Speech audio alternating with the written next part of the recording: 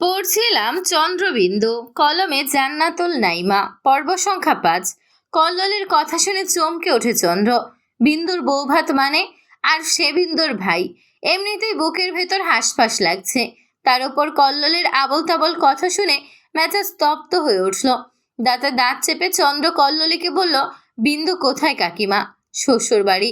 কল্লোলের স্পষ্ট উত্তর। মুহূর্তেই চন্দ্র খেপে গেল। মুখ সামলে কথা বলুন কাকিমা। শ্বশুরবাড়ি মানে? কল্লোলী হাসে, বিদ্রূপের হাসি। বুক ভরে শ্বাস নিয়ে বলে, মুখ আমি সামলেই বলছি, এবার তুমিও নিজেকে সামলাও। চন্দ্রকে এ কথা বলেই ঘটককে বিদায় দিল কল্লোলী। ঘটক বিদায় নিয়ে বিন্দুদের গেট পার হয়েছে। এমন সময় আচমকা পেছন থেকে হাত বাড়িয়ে চন্দ্র তার গলা চেপে ধরল। মুহূর্তেই শূন্যে তুলে ফেলল হরি ঘটককে। যান বেরিয়ে যাবে যেন। হরি ঘটক ছটফট করছে। চন্দ্র অত্যন্ত হিংস্র রূপ ধারণ করে বলল, তুই পাত্র এনে দিয়েছিস বিন্দুর জন্য? তুই এত বড় সাহস তোর? বল বিন্দু কোথায়? হরি ঘটক কোনো রকমে বিন্দুর শ্বশুরের গ্রামের নাম বলল। চন্দ্র ছেড়ে দিল হরি ঘটককে। নিমেষে মাটিতে পড়ে গেল হরি ঘটক। আর ও বাবা গো, ও মা গো বলে কোকাতে লাগলো। চন্দ্রর ভেতর থেকে হৃৎপিণ্ডটা যেন বেরিয়ে আসবে। তার মানে সত্যি বিন্দুর বিয়ে হয়ে গেছে। অন্য কারো বউ হয়ে গেল বিন্দু? না না, এ হতে পারে না। বিন্দু তার বউ হবে, তার জন্য বউ সাজবে বিন্দু। বধূরূপে তার বাসর ঘরেই বসবে বিন্দু। বিন্দুর মাঝে কেবলমাত্র তারই ভালোবাসার অধিকার, ছোঁয়ার অধিকার।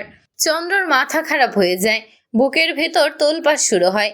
বউ ভাত আজ বিন্দুর, বউ ভাত। তবে কি কাল সত্যিই বিন্দু অন্য কারো নামে কবুল পড়েছে? অন্য একটা পুরুষের সঙ্গে বাসর করেছে? চোখ বন্ধ করে চিৎকার দেয় চন্দ্র। এটা সে মানতে পারবে না, কিছুতেই না। এমন দিন আসার আগে সে বিষ খেয়ে মরে যাবে। চন্দ্রর চোখ বেয়ে জল গড়ায়। হরিঘটক ততক্ষণে পালিয়ে গেছে। চন্দ্রর বন্ধু স্বপন এলো তখনই। চন্দ্রর মনের অবস্থা টের পেয়ে বলল, তুই যদি বিয়ে করে সংসার পাততে পারিস, তাহলে বিন্দু কেন পারবে না? রক্তবর্ণ চোখ দুটো খুলে তাকায় চন্দ্র। স্বপন ভয় পেয়ে যায়, থতমত খেয়ে বলে, দেখ চন্দ্র, বিন্দুর কোনো দোষ আমি দেখছি না। ও তবুও এতদিন কিছু করেনি, তোর আশাতেই ছিল। কিন্তু কাল যখন শুনলো তুই বাবা হচ্ছিস, তখন আর নিজেকে সামলাতে পারেনি। চন্দ্রর রক্তবর্ণ চোখ দুটো এক নিমিষে অশ্রুতে ভরে ওঠে। জ্বলন্ত অগ্নিশিখা নিভে যায় আচমকা। চন্দ্রর ঠোঁট জোড়া নড়ে। আমি বাবা হচ্ছি? পরক্ষণেই ছুটে যায় নিজের বাড়িতে, সাহেরার কাছে। সাহেরা ঘরেই চুপচাপ বসে আছে। তার শরীর খারাপ লাগছে খুব। চন্দ্র এসে প্রশ্ন করে, আমার অনুমতি ছাড়া কেন করলে এটা? চমকে ওঠে সাহেরা। ভয়ে ভয়ে উত্তর দেয়, উপায় ছিল না। ৫ মাস হয়ে গেছে, পেট বোঝা যাচ্ছে। এখন না জানালে বিপদ হতো। চন্দ্র কঠিন গলায় বলে, নিজের স্বার্থে অন্যের জীবন ধ্বংস করে দিলে? সাহেরা উঠে দাঁড়ায়, এগিয়ে আসে চন্দ্রের দিকে। চোখে চোখ রেখে বলে, ধ্বংস নয়, বিন্দু খুব সুখী হবে। ব্যাস, আর একটি কথাও তুমি বলবে না। আমার জীবনে চরম সর্বনাশ বয়ে এনেছো তুমি। দুটো হৃদয়ে আজ রক্তক্ষরণ হচ্ছে কেবল তোমারই জন্য, আমার জন্য। সাহেরার চোখ দুটো জলে ভরে ওঠে। চন্দ্রের কান দুটোতে ভেসে আছে একটি কথাই, কথা দে চন্দ্র, তুই সাহেরাকে কোনো কষ্ট পেতে দিবি না। আমার সন্তান আর ভালোবাসার মানুষকে আগলে রাখবি সারা জীবন। চন্দ্র কিছু বুঝে উঠতে না পেরে কথা দিয়ে ফেলে তখন। সেই স্মৃতিটা মনে পড়তেই দুপা পিছিয়ে যায় চন্দ্র। পালিয়ে যায় নিজের বাড়ি থেকে অনেকটা দূরে। শ্বশুর বাড়িতে মানিয়ে নেওয়ার আপ্রাণ চেষ্টা করছে বিন্দু। মাঝে মাঝে বুক ফেটে আর্তনাদ বেরোতে চায়। সে দাঁতে দাঁত চেপে আটকায় নিজেকে। ভাগ্যের উপর কারো জোর চলে না, বিন্দুরও চলেনি। ছোটবেলা থেকে সে স্বপ্ন দেখত চন্দ্রের বউ হবে। বিয়ের পর চন্দ্রের বুকে ঘুমাবে রোজ। চন্দ্রের সঙ্গে তার মিষ্টি একটা বাসর হবে। সেই স্বপ্নের আজ মৃত্যু ঘটেছে। আজ বিন্দু বিবাহিত। গত রাতে তার বীভৎস একটা বাসর হয়েছে। কত যন্ত্রণায় ছটফট করেছে বিন্দু। তার হৃদয়ে বারবার ধ্বনিত হয়েছে, বিন্দু তোমাকে সহ্য করতে হবে, কারণ তুমি চন্দ্রের বউ নও, তুমি এহসান মাস্টারের বউ। সুখ নয়, দুঃখই আজ থেকে তোমার সঙ্গী। বিন্দুকে আজও সুন্দর করে সাজানো হয়েছে। সকলের মুখে একই কথা, এহসানের কপালে কি মিষ্টি একটা বউ জুটেছে। বউ ভাতে আত্মীয় স্বজনে ভরে উঠেছে বাড়িটা। প্রথম বৈঠকের খানাদানা চলতেই বিন্দুর বাপের বাড়ি থেকে লোকজন চলে এলো। বিন্দুর সাথে দেখা করলো সকলে। বিন্দু যতটা সম্ভব স্বাভাবিক থাকার চেষ্টা করেছে, কিন্তু ছোট বোন বৃন্দাকে দেখে ও আর নিজেকে ধরে রাখতেই পারল না।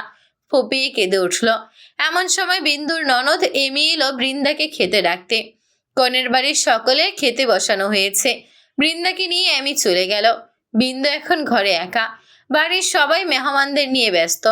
এহসান মাস্টারও বউয়ের তরফ থেকে আসা আত্মীয়দের দেখে শুনে খাওয়াচ্ছে। বিন্দু চুপচাপ বসে আছে, কাঁদতে চাইছে না, তবুও চোখ বেয়ে টপ টপ করে অশ্রু গড়াচ্ছে। এমন সময় হঠাৎ দরজায় শব্দ হয়। বিন্দু চমকে তাকায়। চন্দ্র এসেছে। শ্যামলাটে শরীরে কালো রঙের একটি পাঞ্জাবি পরা, খোঁচা খোঁচা দাড়ির লম্বাটে মুখটা যেন ঝুলে পড়ে আরো লম্বা লাগছে। নাকের ডগা কেমন লালচে, চোখ দুটোয় তাকানো যাচ্ছে না। চন্দ্র বোধহয় কেঁদেছে খুব। কেন কেঁদেছে? তার দুঃখ কি বিন্দুর চেয়েও বেশি? চন্দ্র এগোচ্ছে। অন্যের বউরূপে বসে থাকা বিন্দুর দিকে এগোচ্ছে। সহসা উঠে দাঁড়ায় বিন্দু। তীব্র উত্তেজনায় বলে চন্দ্র। আর একটু স্থির থাকে না বিন্দু। ছুটে গিয়ে চন্দ্রকে জড়িয়ে ধরে, খুব শক্ত করে জড়িয়ে ধরে, যেন পৃথিবীর কোনো শক্তি আজ বিন্দুকে চন্দ্রর থেকে আলাদা করতে পারবে না। বিন্দু কাঁদছে, কেঁদে বুক ভাসিয়ে দিচ্ছে চন্দ্রর। কাঁদছে চন্দ্র। বিন্দুর মাথায় তোলা ঘোমটাটা ভিজে যাচ্ছে ওর চোখের জলে। কেন এটা করলে বিন্দু? কেন? আর একটু কেন অপেক্ষা করলে না? বিন্দুর কান্না বাড়ে। চন্দ্রের দৃষ্টি আচমকা বিন্দুর ঘাড়ে পড়ে। খুব তীক্ষ্ণ একটা চুমুর দাগ সেখানে। চন্দ্র চোখ মুখ খিচে নেয়, মস্তিষ্কে খুন চেপে যায়। বিন্দুকে আরো শক্ত করে জড়িয়ে ধরে প্রশ্ন করে, কাকে কাকে খুন করবে বিন্দু?